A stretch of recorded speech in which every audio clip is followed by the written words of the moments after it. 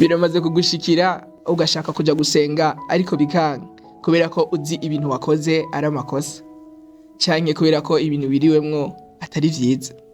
Nimba bimaze kugushikira ndaguha ikaze mu kiganiro nta yacu cino munsi kugira ngo dushike kuyaga.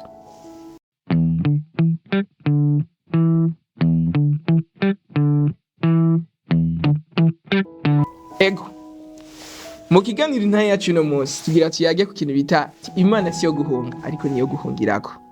Kenshi birashika mu buzima bwacu ugasanga hari ibintu twakoze kandi turabizi, ugasanga hari amanyanga nyene wakoze nawe ukavyiyumvira ukavuga ati vraiment ibintu nakoze sivyo. Rero kenshi ikintu ca dukora agavuga sinzi iyo vyavuye ko niyumvira ko vyo vyazananye kwa Adamu, kuko na Adamu umunsi wa mbere yacumura ho kuja guhiga Imana ayihungireko, kuko yaramaze, kuko Bibiliya ivuga ko iyo umuntu atandukanye n'Imana bapfuye. Rero yarahejeje gupfa mu buryo bw'impwemu, ho kucaja kurondera Imana imukize yaciye ahungira muri rufu nyene.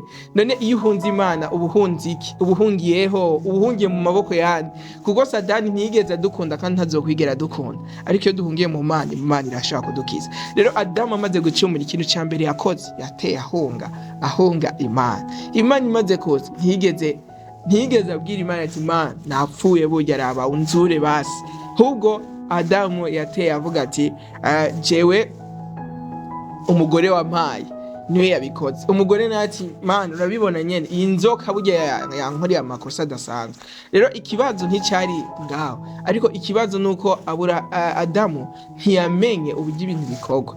Reka dufate akandi karere ko umuntu yabimenye cyane yari Dawidi. Dawidi amaze kubona yuko yacumuye yaciye ahungira ku Mana, kandi ugiye kuraba Imana yamugarukanye ko amasezerano. Hari abami babiri muri Israeli bagaragaje ubutwari, bagaragaje ubuzima bubiri butandukanye. Umwe nitwa Dawidi, undi yitwa Sawuli yarakoze icyaha ariko ntigeze atahura icyaha ciwe, yaciye ahunga Imana aja guhiga iyindi nyishu, yiyumviriye ko inyuma y'Imana hari ahandi hantu ashaka gukura inyishu. Mu gihe Dawidi we amaze gukora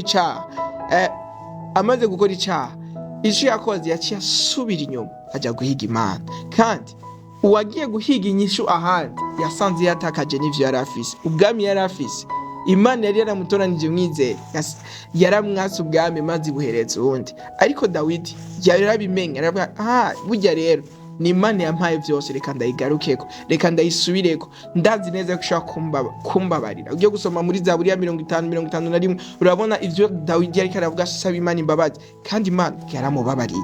Rero nawe no musi nashaka ndakubwire ko Imana siyo guhunga ariko niyo guhungirako.